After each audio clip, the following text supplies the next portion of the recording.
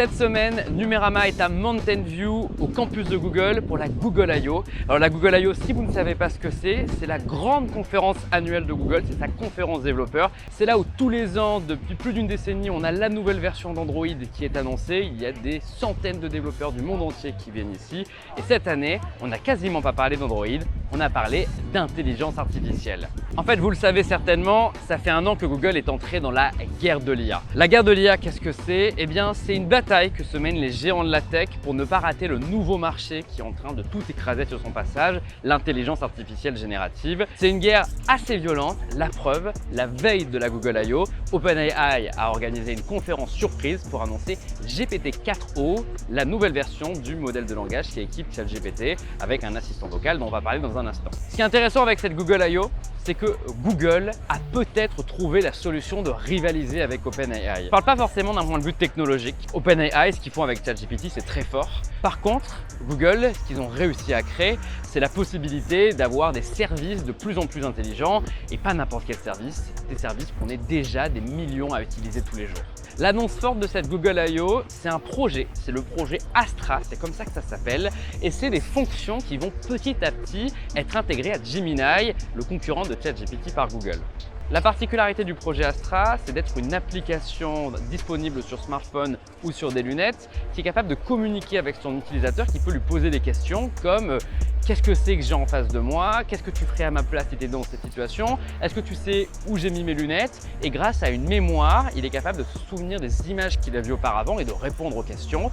Tout ça, ça sera déployé progressivement dans l'application de Gemini et ça nous rappelle beaucoup ce que fait OpenAI avec ChatGPT. Mais c'est pas ça le plus intéressant. Le plus intéressant avec Google, c'est qu'ils sont en train d'intégrer plein de briques d'intelligence artificielle directement dans les services que l'on connaît tous. Par exemple, Gmail, très prochainement, il sera capable de résumer vos mails. Vous êtes en train d'acheter un appartement et vous voulez vous mettre à jour sur le dossier, demandez à Gemini de lire tous les mails en rapport avec l'appartement et il va vous faire une synthèse avec les liens vers les bons mails à chaque fois. C'est assez impressionnant. Même chose dans Google Meet par exemple, l'application qui sert à passer des appels vidéo. Pas besoin d'avoir quelqu'un qui note derrière et qui fait une transcript de tout ce qui s'est passé dans un appel. C'est automatique. Gemini va vous dire que machin a parlé de ça, qu'il y a eu une présentation de 2 minutes là-dessus. Une autre fonction que j'adore, c'est l'intégration de Gemini dans Google Photos. Je ne sais pas si ça vous arrive par exemple de taper chat dans Google Photos pour avoir toutes les photos de votre chat. Là, vous allez pouvoir faire des questions beaucoup plus complexes. Par exemple, montre-moi toutes les photos de moi et de mon chat prises entre 2018 et 2019 à Nice. Et ça va fonctionner. Il sera capable, à travers une réponse textuelle, de vous présenter toutes ces photos. En gros, l'IA devient un nouveau moyen de communiquer avec ces applications. Même chose pour les vidéos. Google Lens, on connaît, ça permet de parler aux photos aujourd'hui. Dans un futur très proche, cet été a priori, on va pouvoir poser des questions à une vidéo et avoir des réponses en temps réel pour comprendre le fonctionnement de quelque chose. L'idée, c'est que sur le court terme, Gemini soit intégré partout chez Google. Ça va être avec Gemini Nano dans les appels. Gemini Nano, c'est un modèle local qui fonctionne sans connexion Internet. L'idée, c'est que quelqu'un vous appelle et essaye de vous arnaquer. Gemini Nano écoute l'appel et puisse vous dire « Attention, ça sent pas bon, c'est une arnaque connue ». Ou alors dans Android, la possibilité à tout moment de faire venir Gemini pour lui demander de générer une image en rapport avec la blague que vous venez faire à votre ami. Ça a l'air plutôt cool parce que c'est intégré à l'OS. Dans le futur, il y a d'autres services qui vont intégrer Gemini, Google Tasks, Google Keep, Google YouTube Music. On va pouvoir discuter avec ces services grâce à l'intelligence artificielle. Et enfin, le meilleur pour la fin, Google est prêt pour la première fois de son histoire à toucher son moteur de recherche. Ça fait 25 ans que ça n'a pas bougé. Très prochainement aux États-Unis et sans doute en France d'ici la fin de l'année, quand vous taperez une recherche comme meilleur smartphone, meilleure voiture, meilleur endroit de vacances à San Francisco par exemple, Gemini va prendre la parole en premier. Au lieu d'avoir la liste des résultats, vous aurez un résumé par IA bien en haut. Ça risque de faire beaucoup de mal à certains sites qui n'auront plus d'audience. Et OpenAI dans tout ça, la veille, ils ont annoncé GPT-4o, qui est une nouvelle version de leur modèle de langage qui est disponible gratuitement et dans la version payante. Alors là, si vous voulez mon avis, il cache quelque chose. Je ne serais pas étonné que GPT-5 arrive très rapidement pour les utilisateurs de la version payante. Et l'idée avec ce modèle de langage, c'est qu'on puisse discuter avec une IA qui est capable d'avoir une voix complètement humaine, d'avoir des respirations, de rigoler si vous dites quelque chose d'amusant.